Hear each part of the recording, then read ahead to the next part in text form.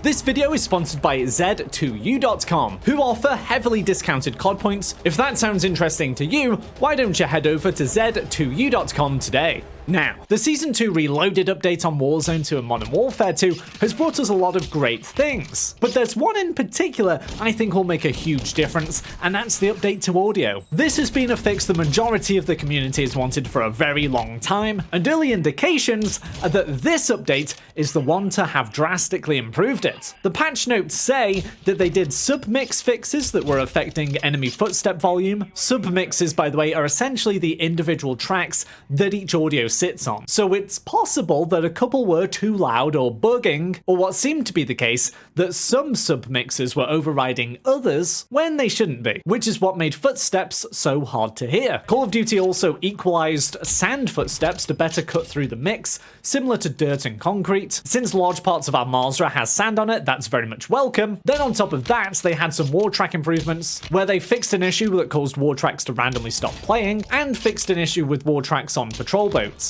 Then specifically for PC players, there's been an audio update allowing players to select stereo or surround sound outputs. Previously, a bug existed where mono stereo would occur, or only audio from one side would be heard. Thankfully, that's fixed as well. So it's all seemingly good news on the audio fronts for Warzone 2. Now let's take a look at how we can take advantage of this update with our in-game settings. So many of these are going to be similar to what I've mentioned before if you've seen some of those videos, but these are the latest to give you the best experience. So we start with the audio mix, and I recommend headphone bass boost. At long last, this audio mix should work as intended and boost those bassy footstep sounds. In terms of individual volumes, I recommend turning the music right down to maybe 0 or the maximum 20, which I have here. Then for dialogue, I recommend going right down, somewhere in between 10 and 50. I wouldn't turn it completely off because some characters and operators do shout quite useful things. Effects volume, definitely 100, because this is things like footsteps. And both voice chat volume and the master volume kinda depend on what headset you're using, because I know there are some controls on them. The next important setting is open mic sensitivity. This is especially important if you have proxy chat enabled. So occasionally you may have noticed either teammates or enemies,